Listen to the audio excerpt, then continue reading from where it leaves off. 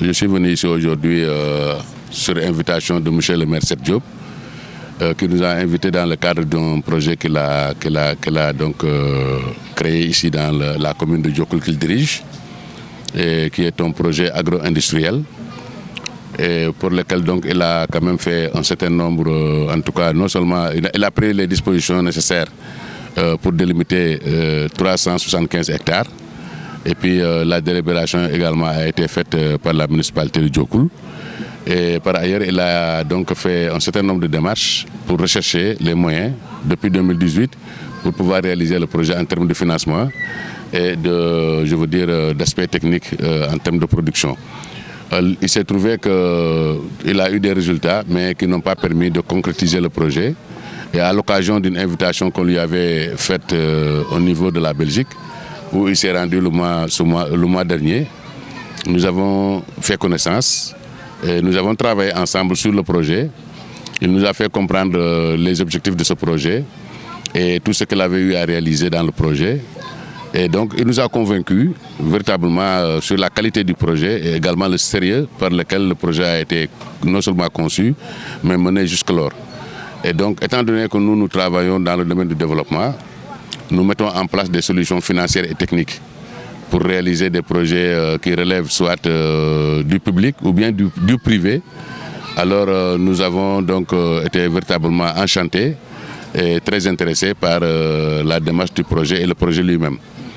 Parce que nous disposons d'un programme d'investissement qui est un programme d'investissement international qui est réalisé dans plusieurs pays dans le continent africain, même si nous travaillons aussi dans d'autres pays non africains. Et donc, nous avons aussi voulu que le Sénégal puisse profiter de ce programme-là pour pouvoir réaliser donc, un certain nombre d'investissements dans le domaine agro-industriel.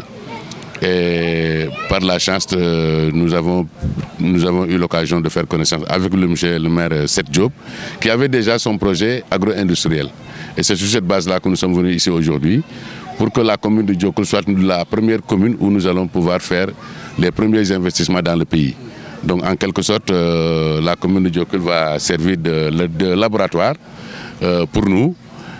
Bien entendu, ce que nous souhaitons, c'est pouvoir continuer dans toutes les autres communes du Sénégal qui disposent, n'est-ce pas, de terres suffisamment larges pour pouvoir développer de grands projets agro-industriels, parce que dans le projet aussi, non seulement il y aura l'agriculture, il y aura donc de l'élevage en process intensif, c'est-à-dire les rendements seront très élevés parce que nous utilisons des technologies très avancées pour faire tout ce travail-là. Mais il y aura également toute la chaîne industrielle de transformation de tout ce qui sera produit. Et cela va nous permettre de créer beaucoup d'emplois pour que la population en général, hommes et femmes, jeunes et moins jeunes, puissent trouver des emplois dans le cadre de ces projets. Et je crois que ça c'est important. Bon, les autres aspects du projet qui sont des aspects qui accompagnent le projet, ce sont par exemple, je veux dire, les aspects sociaux. C'est le logement d'abord. Il faudrait qu'on construise des cités pour que les travailleurs du projet puissent être logés. Il faudrait également qu'on accompagne le projet par la mise en place d'infrastructures scolaires pour pouvoir accueillir aussi les familles qui vont s'installer pour travailler dans le projet. Parce que tout le monde ne sera pas certainement de la commune de Diokoul. Il y aura des travailleurs qui vont quitter d'autres localités pour venir s'installer et travailler dans le site. Donc ils vont venir avec leur famille, donc ils auront besoin d'écoles, ils auront une santé performante pour que lorsqu'ils sont malades, qu'ils puissent en tout cas être soignés. Et c'est en cela que nous avons prévu de mettre en place également des infrastructures de santé qui vont pouvoir répondre à ces besoins-là. Et donc, fondamentalement, tout ce qui tourne autour de la faisabilité du développement de la localité à travers ce projet agro-industriel sera pris en compte. Je disais tout à l'heure qu'en matière de mobilité, par exemple, on ne peut pas installer un programme agro-industriel avec des industries, avec des sites de production, sans qu'il y ait des routes, n'est-ce pas, qui puissent être employées par les véhicules pour transporter soit les marchandises, ou bien les travailleurs, ou bien les clients qui viennent chercher, en tout cas, leur intérêt dans le cadre en tout cas de ce projet du site.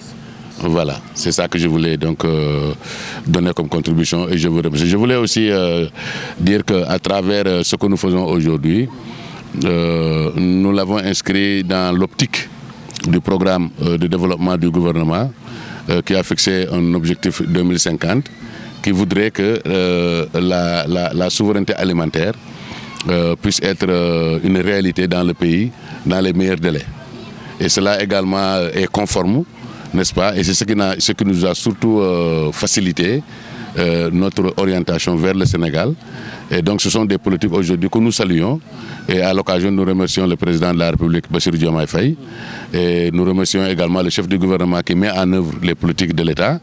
Donc, et qui vise essentiellement, donc, dans un premier temps, cette autosuffisance alimentaire, n'est-ce pas, cette souveraineté alimentaire. Jouer un rôle, en tout cas c'est ce que nous souhaitons, nous allons jouer un rôle fondamental dans l'atteinte de cet objectif-là que s'est fixé donc les autorités du pays.